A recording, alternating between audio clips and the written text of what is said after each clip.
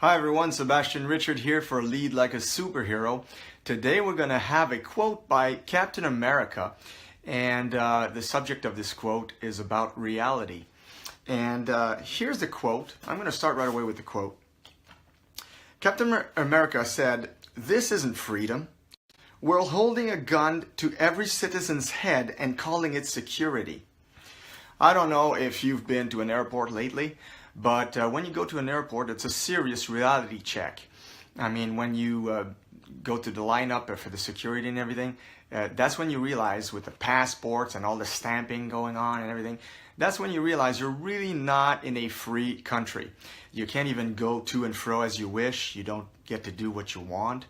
You can't leave your country when you want. Our neighbors to the south, the USA, if you want to go there, you need your passport and the security screen checks and everything. Canadians and Canadians are just basically Americans without guns and with a healthcare system that you get for free.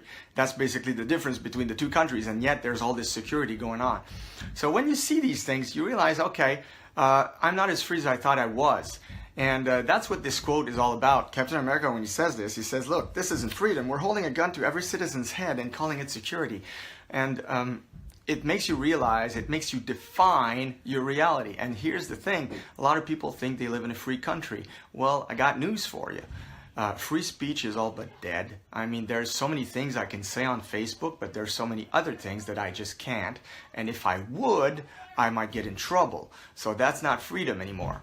So if you think you live in a free country, check your things again. So that's what Captain America does here. He's actually defining the reality. And that's the role of a leader, by the way. A good leader will be good at defining reality. And I got a little story for you. When I was a newlywed with my wife, Elizabeth, I was very good at defining reality, but I was not really good at securing my wife.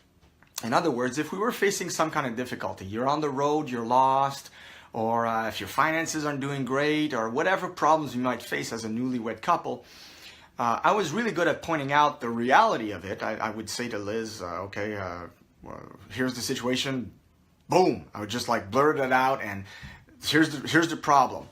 But I wasn't good at saying, nevertheless, here's what we're going to do. And that's what a leader does. He's going to point out the reality of the situation, but he's going to say, but here's what we're going to do as a result of this problem.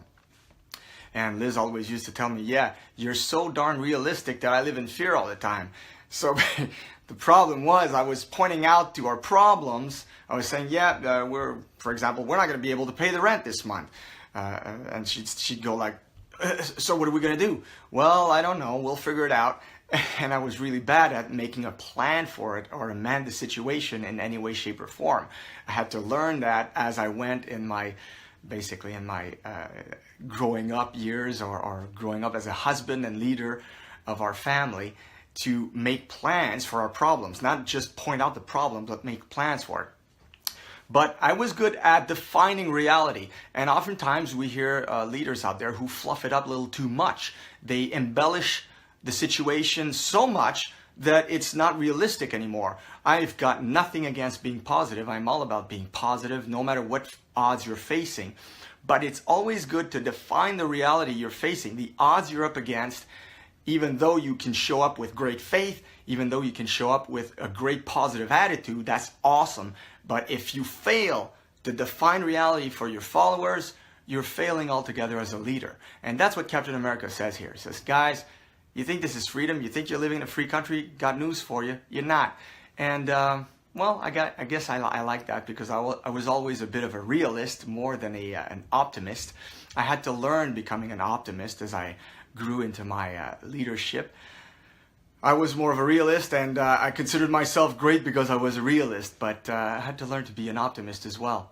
And that's what's great about Captain America. Whenever he points out a problem, he always presents the solution, and they follow him. So, as you approach a new year, I hope you're going to be able to define your reality with a lot of realism, but also to have solutions for your basic problems, for the things that you're facing. I hope you're going to be able to make plans and amend the situations that you're not happy with. Anyway, I'm going to leave you on that. And I hope you have a great day and that God blesses you today. Bye-bye.